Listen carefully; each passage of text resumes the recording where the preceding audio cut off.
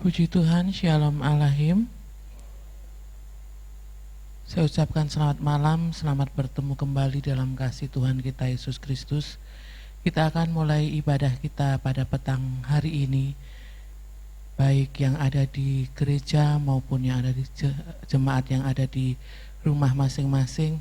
Mari kita akan satukan hati, satukan roh kita untuk memuji dan menyembah nama Tuhan. Terlebih dahulu kita akan tunduk kepala, kita akan berdoa. Allah Bapa kami yang bertahta dalam kerajaan surga, hati kami penuh dengan ucapan syukur Tuhan atas segala kemurahan Tuhan yang mengalir dalam kehidupan kami sepanjang hari ini. Kalau sebentar Tuhan kami akan memulai ibadah doa petang kami, kiranya sucikan dan kuduskan hati, pemikiran dan kehidupan kami, jamah lidah bibir kami, biar kami boleh memuji dengan kesungguhan hati kami, dan biarlah baik kami yang ada di gereja maupun yang ada di rumah masing-masing beroleh berkat yang sama daripada Tuhan. Dan kami yakin dan percaya Engkau hadir di tengah-tengah kami. Terima kasih Tuhan Yesus, terima kasih. Kami serahkan ibadah kami dari awal, pertengahan hingga akhirnya di dalam nama Tuhan kami Yesus Kristus, Allah kami yang hidup. Amin. Kita akan awali dengan pujian nomor 567. Ku naikkan syukur padamu Yesus.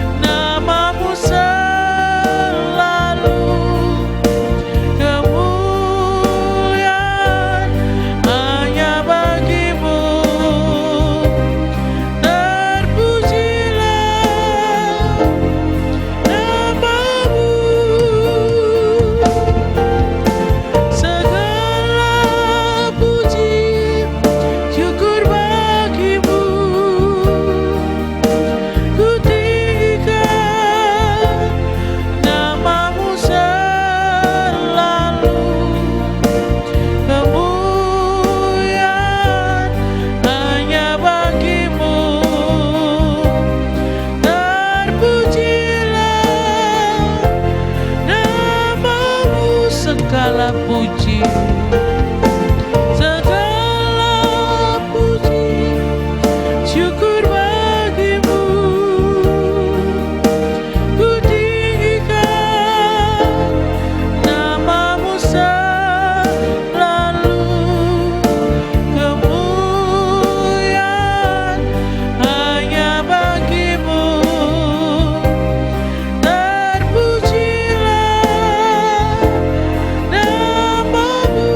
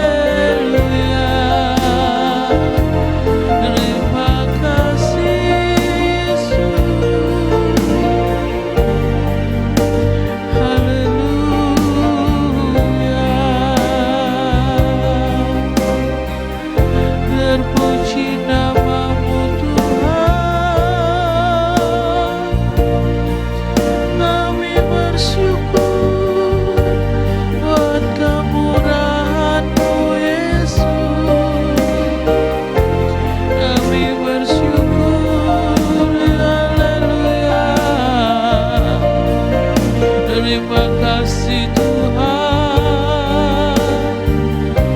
terima kasih Yesus. Haleluya,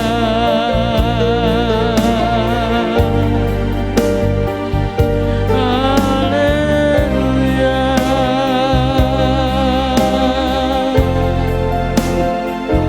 Terima kasih.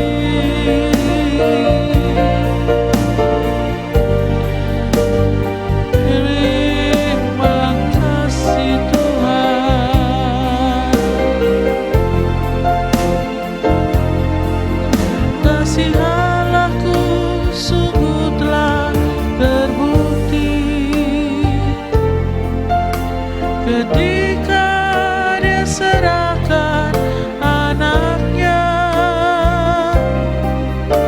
kasih Allah mau berkorban bagi kau dan aku.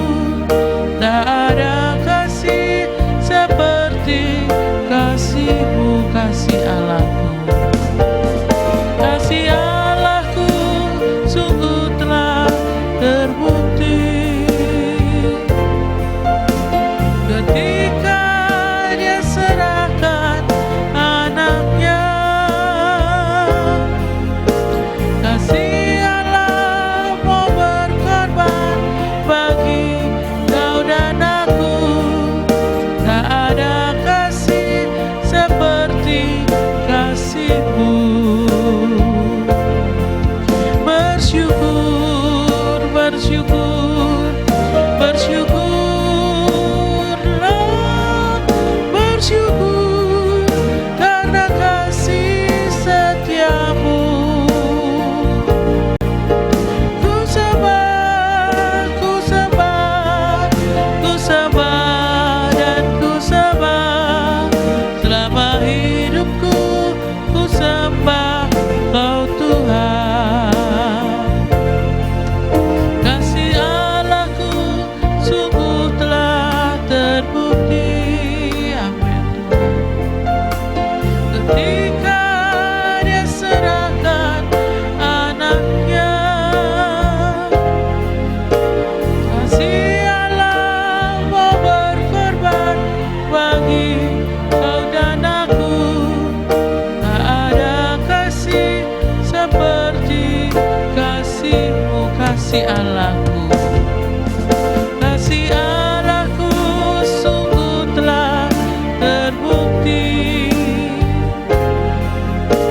Ketika Dia serahkan anaknya,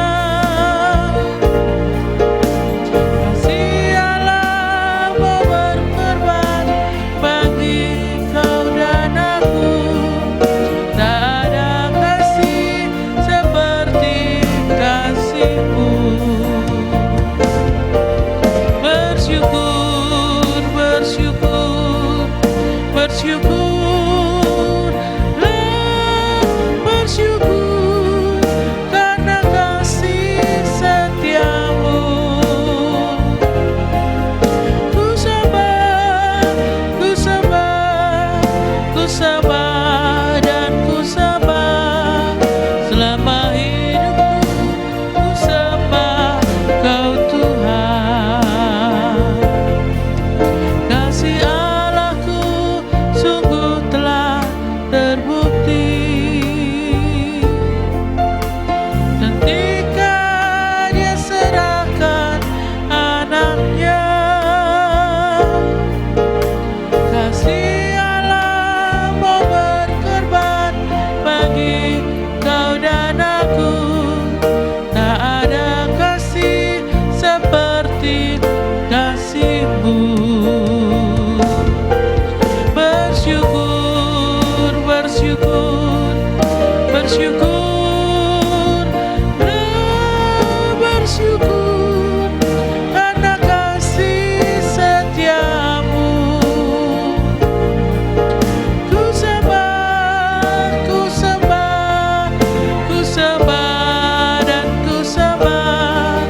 Selama hidupku ku sembah Kau Tuhan. Bersyukur, bersyukur, bersyukurlah, bersyukur karena kasih setiamu. Ku sabar, ku sabar, ku sabar dan ku sabar selama hidupku. Ku sembah Kau Tuhan, bersyukur, bersyukur, bersyukur.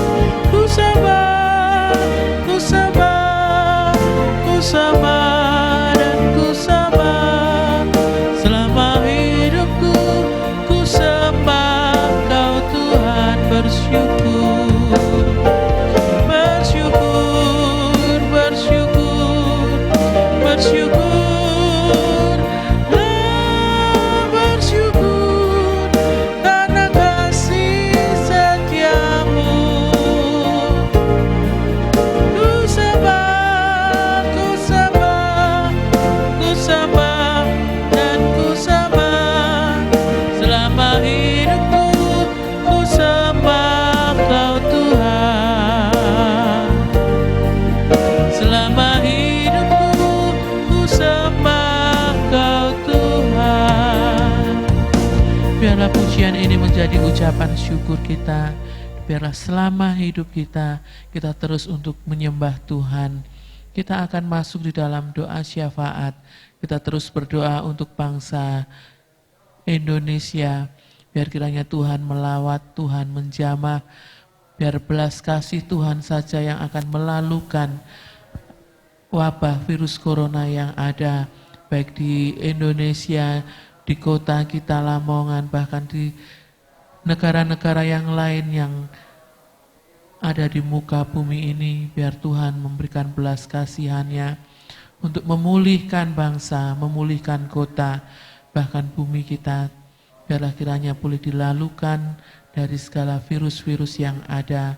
Kita terus berdoa bagi mereka yang berada di garda depan, baik para tenaga medis, para medis, baik para pemerintahan, pemimpin-pemimpin bangsa kita, pemimpin kota kita, biar mereka boleh kekuatan, kesehatan, hikmat marifatanya dari Tuhan, sehingga mereka dengan bijaksana boleh memerintahkan negeri kita, kota kita, dan juga TNI, Polri, mereka juga membutuhkan kekuatan yang dari Tuhan, baik mereka di dalam pekerjaan mereka yang ada, yang saat ini membantu pemerintahan di dalam menang virus corona ini.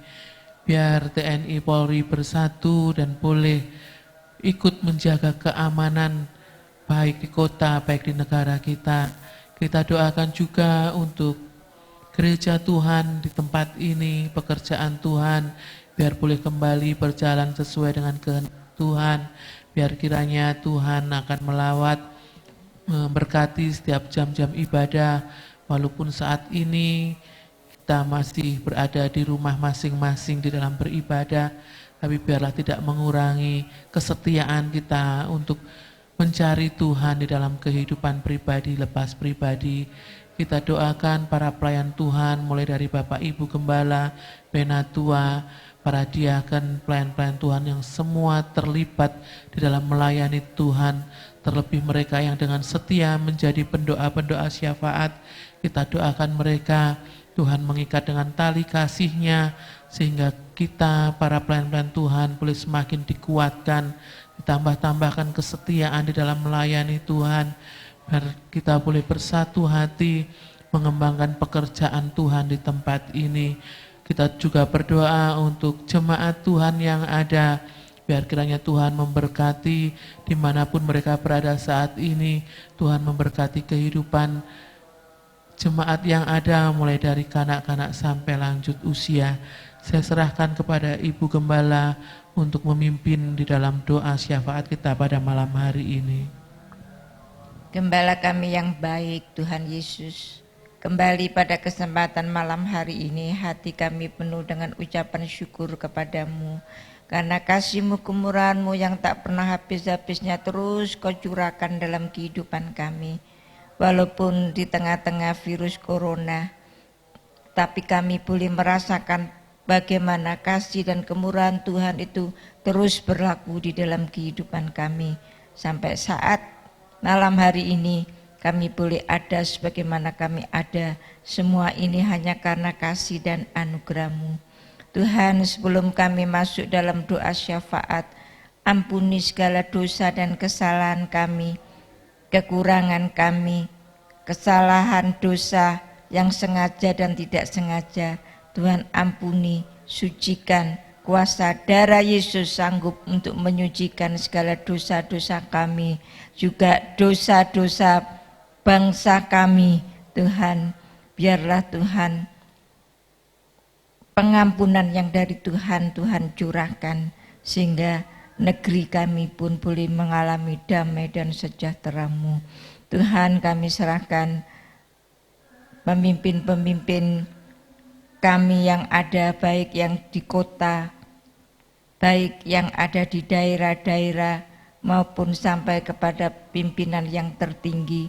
Biarlah kiranya Tuhan Kau menganugerahi dengan kesehatan lebih dari hari yang sudah-sudah. Bahkan Tuhan memberikan hikmat-Mu Tuhan untuk dapat mengatur semua bahkan untuk mengatasi virus corona ini. Demikian juga dengan para medis yang ada, Tuhan tolong kiranya Engkau juga terus memberikan kekuatan, kesehatan lebih lagi, karena Tuhan mereka-mereka inilah yang ada di garis depan. Tuhan, mereka berjuang sedemikian rupa untuk menolong pasien-pasien yang ada.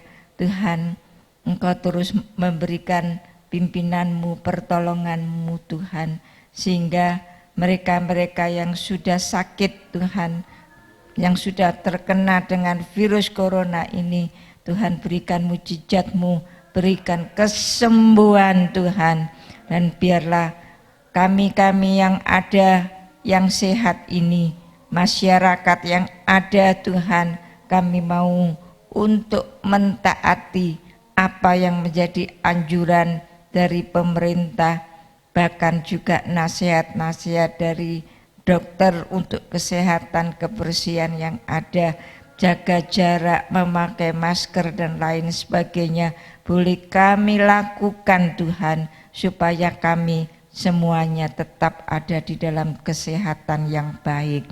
Tuhan, terima kasih Gembala kami yang baik. Kami juga menyerahkan saudara-saudara kami yang pada kesempatan malam ini bersama-sama dengan kami yang ada di rumah tangga mereka masing-masing, yang bersama-sama kami untuk berdoa, bersama-sama dengan kami untuk mendekatkan diri kepada Tuhan. Biarlah iman kami semakin tetap kuat kokoh di dalam Tuhan Yesus. Apapun yang terjadi di dalam kehidupan kami, jangan membuat kami jauh dari Tuhan, tetapi kami boleh semakin melekat kepada Tuhan, karena hanya Yesuslah yang menjadi jaminan dan harapan di dalam kehidupan kami. Tuhan, Engkau memberkati anak-anak-Mu Tuhan saat-saat yang sulit ini, dalam pekerjaan mereka, dalam keluarga rumah tangga, keharmonisan keluarga rumah tangga. Tuhan berkati. Tuhan tolong kiranya Tuhan terus menolong, memberikan anugerah, kekuatan, kesehatan, iman yang semakin kuat dan mantap di dalam Tuhan Yesus. Di antara saudara-saudara kami yang sakit, Tuhan jamah, berikan kesembuhan Tuhan, supaya saat-saat seperti ini kami semuanya boleh sehat Tuhan, sehingga nama Tuhan boleh dipermuliakan. Juga saudara-saudara kami Tuhan yang mengalami banjir, Tuhan tolong kiranya Tuhan Kau juga memberikan anugerah kesehatan yang ekstra. Tuhan tolong banjir yang dialami ini Tuhan Kau memberikan penghiburan, memberikan kekuatan, damai sejahtera Tuhan terus Tuhan limpahkan. Tuhan, terima kasih Tuhan, terima kasih Gembala kami yang baik. Pekerjaan-Mu yang ada di tempat ini kami serahkan dalam tangan kasih kemurahan-Mu. Jangan biarkan iblis untuk memecah belah kami, jangan biarkan iblis untuk menghancurkan pekerjaan Tuhan, tapi biarlah Tuhan Roh Kudus-Mu terus menyatukan kami, mempererat kami Tuhan. Walaupun kami harus jaga jarak, tetapi kesatuan iman kami, kesatuan kasih kami tetap akan berjalan di dalam kehidupan kami, sehingga kehidupan kami anak-anak-Mu boleh menjadi satu kesaksian yang indah. Kami boleh tetap saling memperhatikan satu dengan yang lain. Kami boleh tetap berpaut kepada Tuhan Yesus, terus mengandalkan kepada Tuhan Yesus, karena hanya Tuhan Yesus yang menjadi jaminan dan harapan di dalam kehidupan kami yang tidak pernah mengecewakan. Walaupun saat-saat ini yang terjadi tidak seperti yang kami inginkan, tidak seperti yang kami harapkan, tapi Tuhan Yesuslah yang terus menopang, menguatkan kami, bahkan Tuhan Yesus yang menolong kami sehingga kami dapat mengatasi semuanya. Terima kasih Tuhan Yesus, terima kasih Gembala kami yang baik. Kami menyerahkan semuanya di dalam tangan kasih kemurahan-Mu. Masih banyak doa-doa yang harus kami naikkan di hadapan-Mu, tapi Tuhan Yesus jauh lebih tahu dari kehidupan kami apa-apa yang belum kami doakan, dan itu merupakan kebutuhan kami.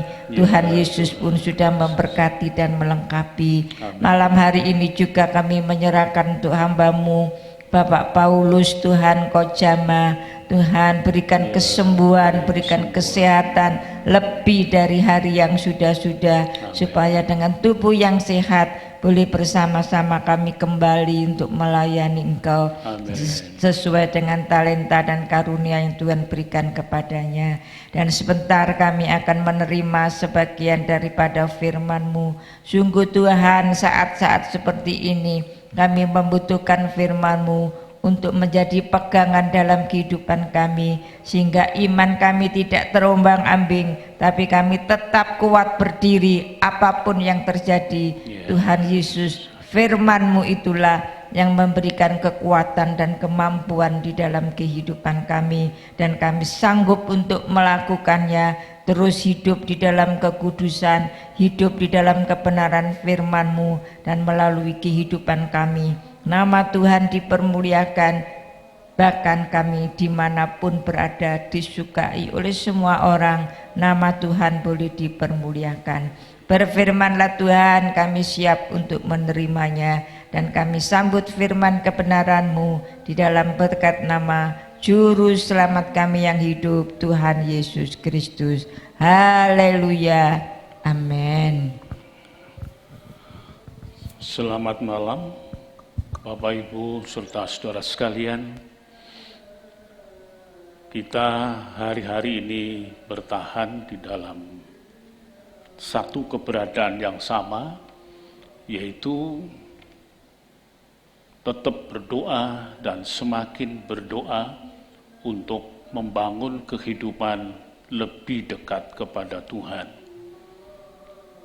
Rasa-rasanya hari ini semakin panjang kalau kita renungkan dalam kondisi yang penuh dengan kebimbangan, penuh dengan kegelisahan, penuh dengan penggerutuan dan lain sebagainya. Bahkan rasa-rasanya doa-doa kita yang sudah kita naikkan beberapa hari dan beberapa waktu ini, bahkan kalau kita mau menghitung berapa tahun kita mengenal Tuhan, rasanya kita tidak mendapatkan jawaban dari Tuhan. Setelah kita kemudian tergoda untuk melihat bertumbangan orang-orang yang terkena akan serangan dari virus corona ini. Bahkan kita melihat juga banyak orang-orang Kristen dan juga hamba-hamba Tuhan yang tumbang karena penyakit yang satu ini. Tapi marilah kita bersama yang semakin berpikir positif, bahwa Tuhan tidak pernah tidak ada. Tuhan itu selalu ada. Dan kita baru saja mendapatkan pemberitaan tentang kematian dan kebangkitannya untuk membangun kehidupan kita bersama. Mari kita pada petang ini kita akan membaca apa yang tertulis di dalam Injil Lukas pasal 24 ayat yang ke-13 sampai dengan ayat yang ke-35.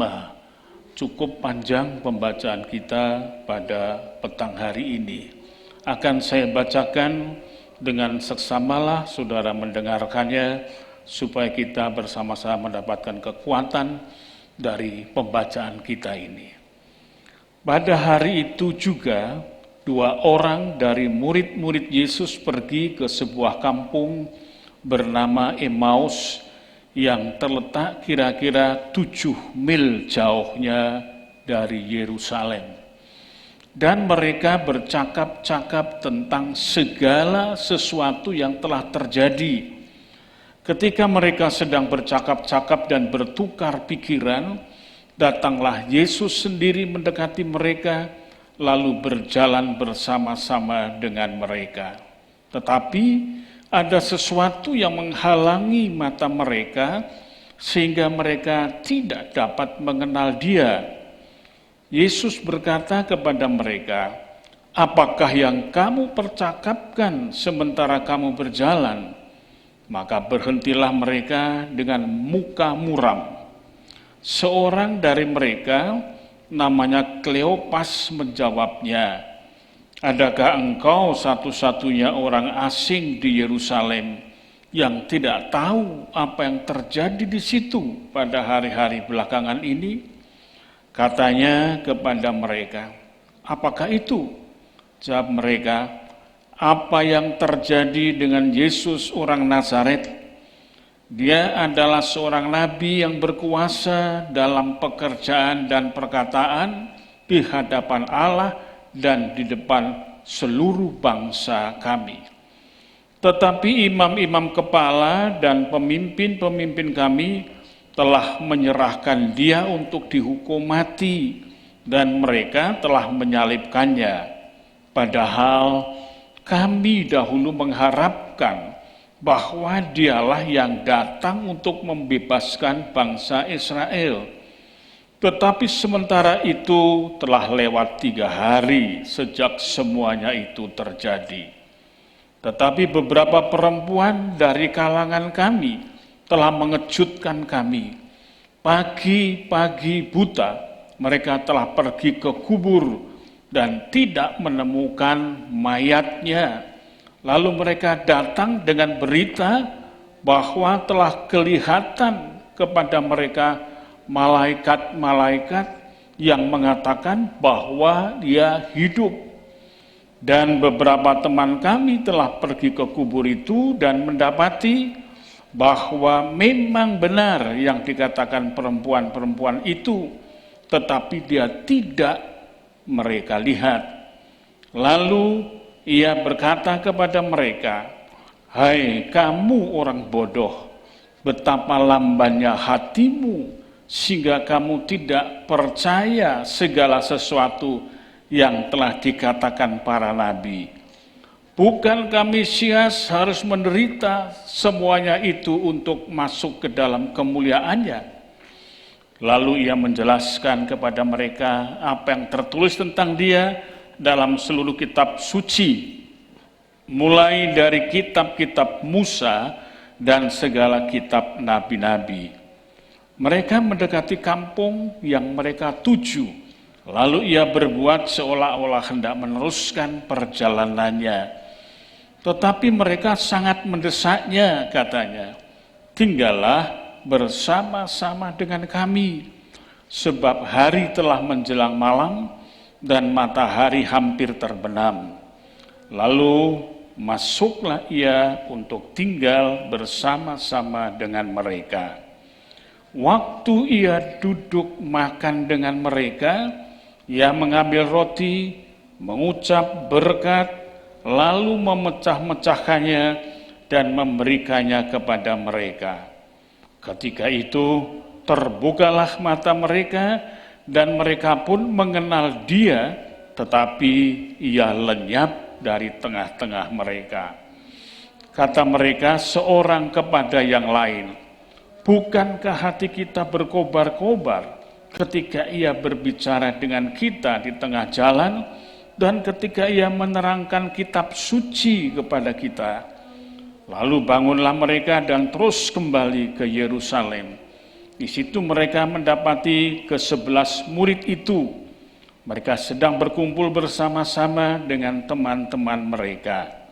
Kata mereka itu, "Sesungguhnya Tuhan telah bangkit dan telah menampakkan diri kepada Simon." Lalu kedua orang itu pun menceritakan apa yang terjadi di tengah jalan dan bagaimana mereka mengenal Dia pada waktu Ia memecah-mecahkan roti. Amin. Bapak Ibu saudara sekalian, baik yang di gereja maupun yang ada di rumah masing-masing, kita sudah sangat mengenal pembacaan ini. Pembacaan ini adalah pembacaan mengenai penampakan-penampakan Tuhan. Tepat seperti pada hari-hari ini kita merayakan hal itu untuk bukan sekedar mengenang, tetapi mendapatkan kekuatannya. Maka itu tema firman Tuhan pada petang hari ini adalah dikuatkan di dalam Kristus. Bapak Ibu sekalian, kita tahu apa yang dialami oleh orang-orang pada waktu itu tatkala Yesus disalibkan. Dan mereka melihat yang terjadi adalah sebuah fakta, kenyataan. Tetapi apakah semua orang itu dia menerima, menangkap, dan menanggap peristiwa itu sebagai sebuah penggenapan apa yang disampaikannya, dan sekaligus sebuah pernyataan bahwa Tuhan telah benar-benar melalui penyalipannya itu menghapuskan semua dosa bagi orang-orang yang percaya kepadanya. Dan maut telah dikalahkan. Apakah itu yang mereka terima semua? Ternyata dalam membaca apa yang kita baca pada petang ini tidak. Paling tidak ada 2 orang yang sedang berjalan menuju ke Emmaus. Kita melihat percakapannya adalah percakapan yang sendu, sedih. Tentu yang diucapkan bukan bagaimana kehebatan Yesus, bagaimana kemudian penggenapan Yesus, tetapi apa yang mereka percakapkan tidak membangkitkan sebuah kekuatan keyakinan iman, melainkan sebaliknya. Mereka bercakap-cakap di dalam kekecewaan. Sehingga tatkala mereka itu berdialog itu yang disebutkan sebagai bertukar pikiran, kita sudah sangat tahu apa yang sedang diperbincangkan. Mereka ternyata sangat kecewa dengan peristiwa itu.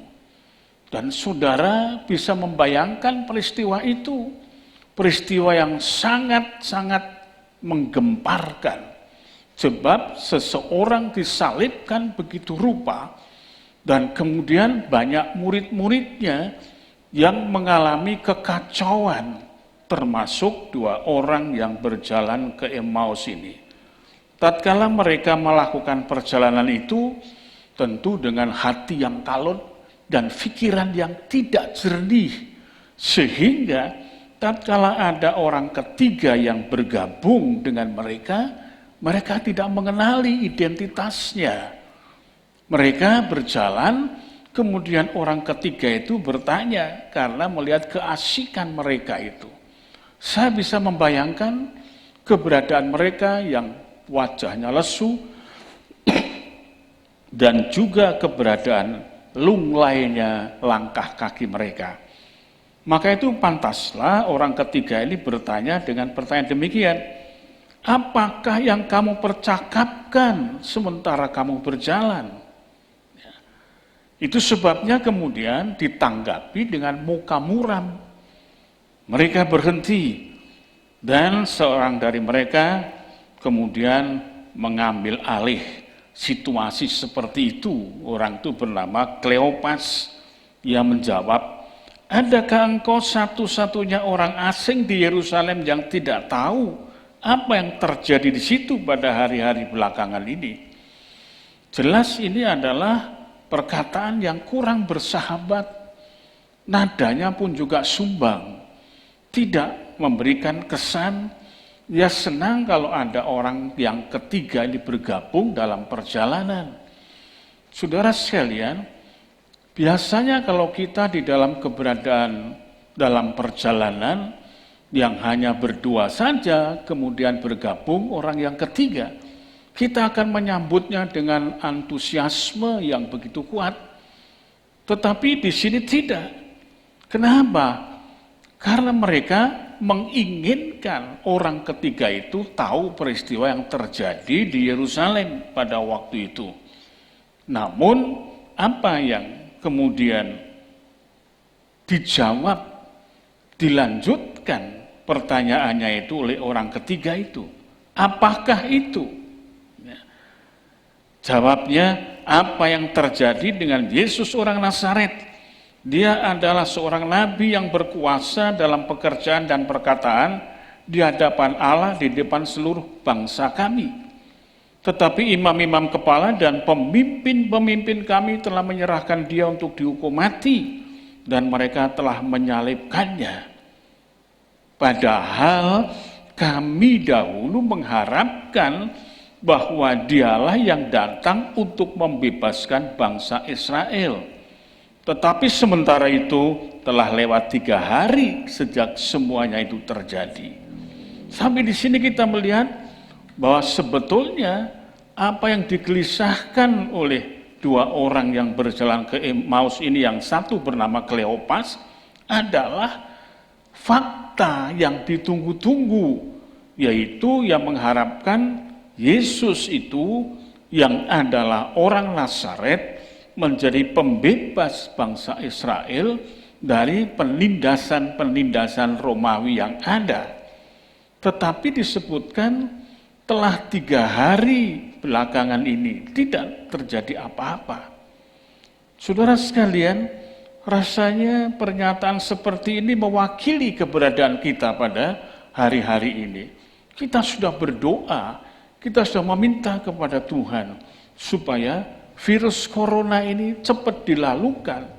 Dan sementara itu juga pemerintah berusaha untuk mengupayakan sedemikian rupa agar cepat dapat tertanggulangi.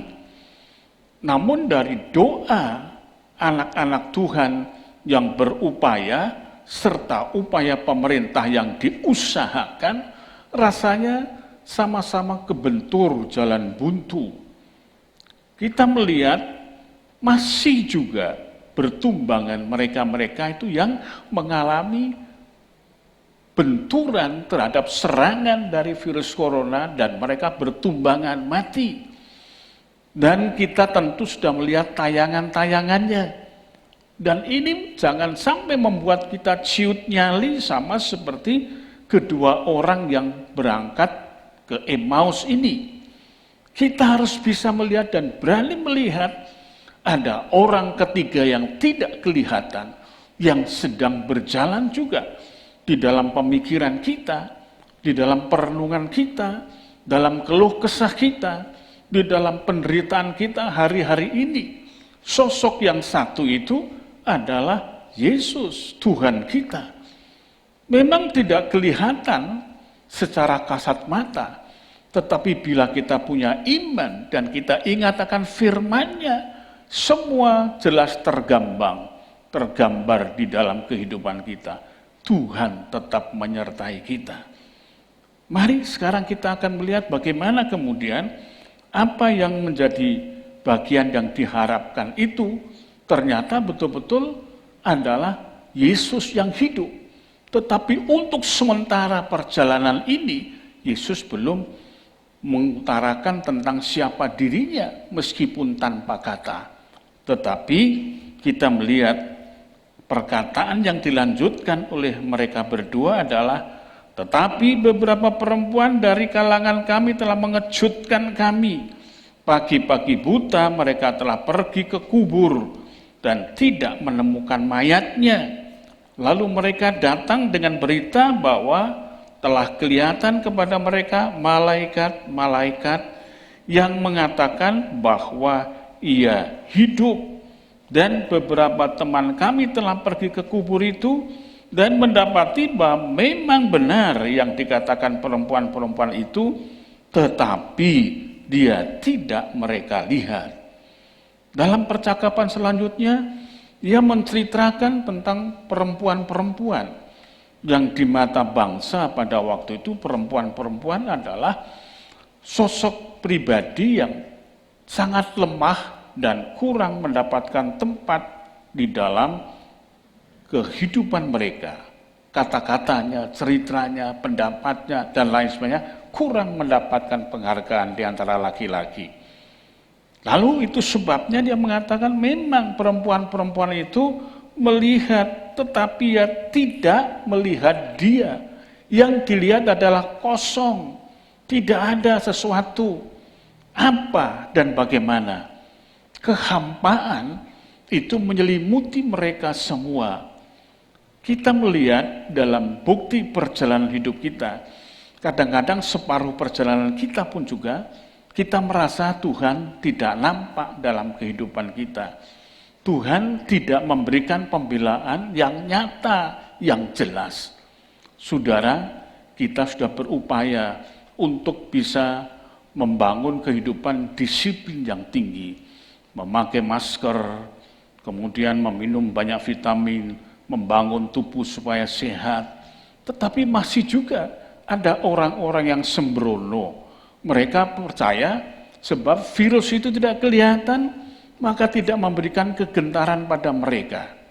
Saya baru saja melihat tayangan di video bagaimana dokter merawat orang yang terimbas virus corona. Mengerikan sekali. Itu tenggorokannya dilubangi, dimasukkan alat begitu rupa, dan begitu cekatannya tangan dokter itu untuk melaksanakannya. Sementara ada selang yang berseliweran ke sana kemari untuk tetap mendukung kehidupannya. Ngeri. Maka itu saya peringatkan kepada saudara, jangan kita bersikap bodoh seperti dua orang yang berjalan ke Emmaus ini. Dia tidak melihat perjalanan orang yang ketiga adalah Tuhan sendiri, Yesus sendiri.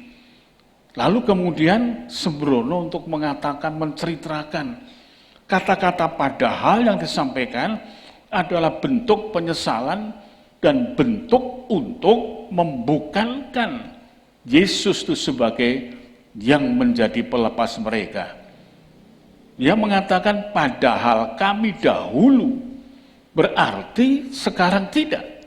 Dahulu mengharapkan, setelah peristiwa terjadi penyaliban, dia tidak lagi mengharapkan. Janganlah kita pakai padahal kami dahulu dalam perjalanan iman kita.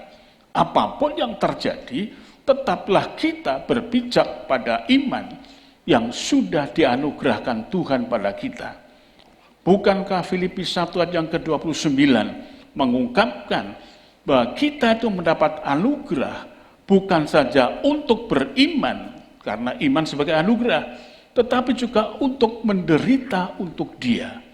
Hari-hari ini, saudara, kita bersama-sama menguatkan iman kita, mempertahankan iman kita, meskipun kita berada dalam derita, untuk kita tetap meyakini apa yang menjadi bagian kita ini, menderita untuk mempertahankan Tuhan di dalam iman kita. Maka itu biarlah kita bersama tahu diri. Jangan kita, iman kita itu kemudian dikemas dalam kalimat padahal dahulu. Tetapi mari kita tetap berharap apapun yang terjadi, apapun dan bagaimanapun, sebagaimana Ayub mengatakan, kalau yang baik aku mau terima, kenapa yang tidak baik aku tidak mau terima? Terpujilah nama Tuhan. Marilah kita berhati-hati dalam menyikapi ini. Jangan kita gegabah dan jangan kita menjadi bodoh. Tuhan tetap ada di samping kita. Lalu kita melihat bagaimana perjalanan percakapan lebih jauh. Disebutkan di situ teguran yang keras dari Tuhan. Hai kamu orang bodoh, betapa lambannya hatimu, sehingga kamu tidak percaya segala sesuatu yang telah dikatakan para nabi. Bukankah Mesias harus menderita semuanya itu untuk masuk ke dalam kemuliaannya? Lalu ia menjelaskan kepada mereka apa yang tertulis tentang dia dalam seluruh kitab suci, mulai dari kitab-kitab Musa dan segala kitab nabi-nabi. Nah, kita melihat perlu kita kemudian mesti memperbarui dan menegaskan iman kita itu dengan firman Tuhan. Firman-Mu itu pelita bagi kakiku dan terang bagi jalanku. 119 ayat 105 dalam kitab Zabur atau Mazmur. Saudara sekalian, jangan sampai teguran ini dari orang-orang Emmaus menjadi teguran bagi kita. Betapa bodohnya kita kalau kita kemudian merasa Tuhan tidak memperhatikan kita. Betapa bodohnya kita jikalau kita tidak merasa pemerintah telah berusaha untuk mengupayakan pertolongan bagi masyarakatnya, bagi rakyatnya. Janganlah kita kemudian terjebak di dalam kebodohan, tapi rendahkanlah hati kita di hadapan Tuhan. Apa yang sedang dikerjakan oleh pemerintah, apa yang sedang dilakukan oleh TNI dan Polri dalam mengamankan, apa yang dilakukan oleh tenaga medis dan paramedis yang sudah rela untuk berkorban itu. Hendaklah itu membuka rohani kita, mata rohani kita supaya terang benderang melihat ada satu upaya yang tengah dikerjakan. Jangan kita bodoh dan terangilah iman kita itu dengan firman. Sebab hanya dengan firmanlah kita akan semakin terang benderang melihat situasionalis kita yang pada hari-hari ini merupakan bagian yang sedang kita derita bersama. Disebutkan di situ mereka melanjutkan perjalanan dan kemudian mengajak orang ketiga itu untuk masuk bersama dalam rumahnya karena matahari sudah hampir terbenam.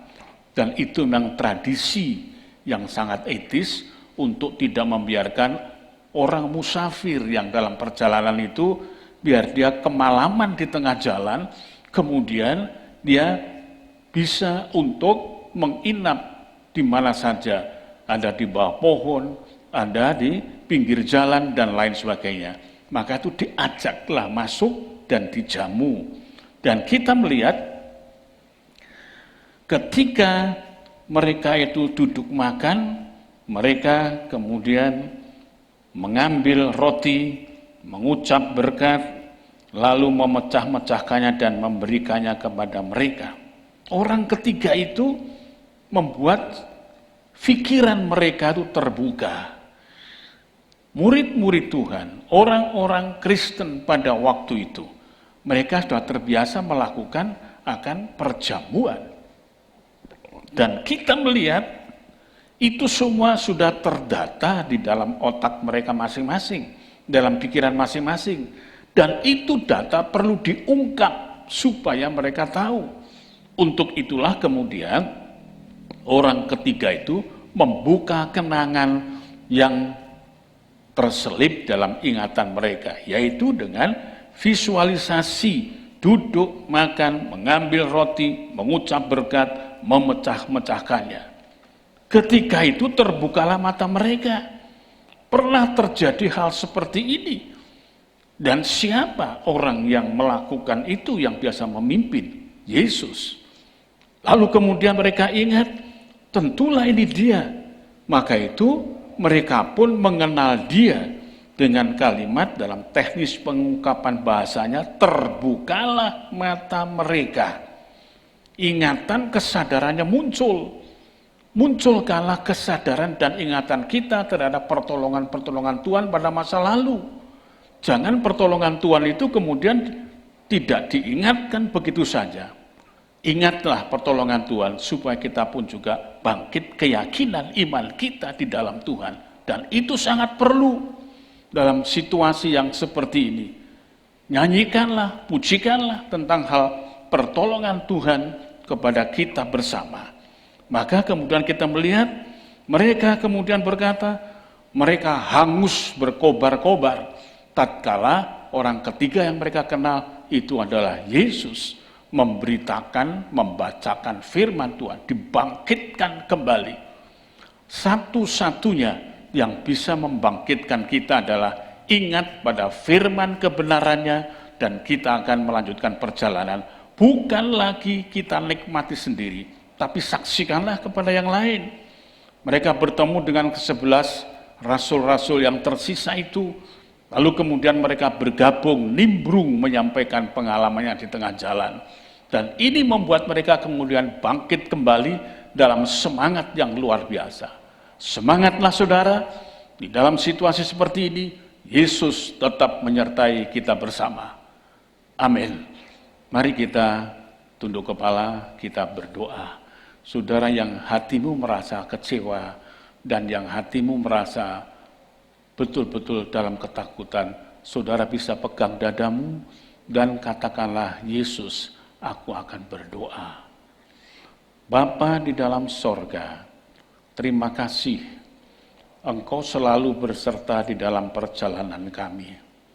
Oleh karena itu, biarlah kami semakin terang melihat Engkau di dalam memberikan pimpinan dan bimbingan kepada kami. Terlebih dalam situasi kami yang seperti ini. Engkau sudah mati dan bangkit. Engkau hidup selamanya. Dan Engkau mengawali kami, melindungi kami. Seperti apa yang difirmankan dalam kitab Zabur, Mazmur 34 ayat 8. Orang yang takut akan Tuhan, malaikat Tuhan berpasukan, berkemah, dan meluputkannya. Dan itu adalah kami-kami yang percaya kepada Tuhan. Ayat itu untuk kami, perlindungan untuk kami, dan segala kesusahan yang membuat dada kami gemetar, membuat kami merasa kesendirian di dalam rumah tangga kami masing-masing.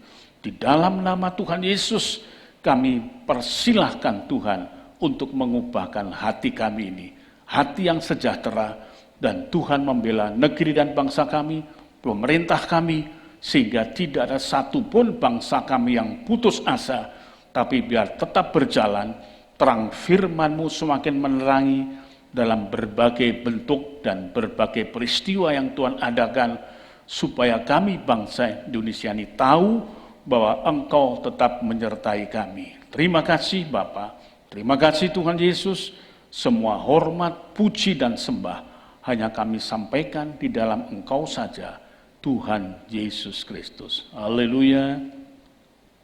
Amin. Nah, saudara sekalian, demikian yang dapat saya sampaikan. Marilah kita akan tetap bertemu kembali di dalam pertemuan kita pada hari-hari besok dan seterusnya.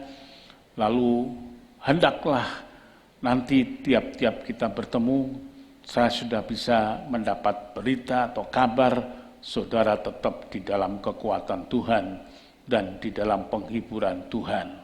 Sampai besok pukul 6 sampai dengan pukul 7. Tuhan memberkati kita semuanya. Amin.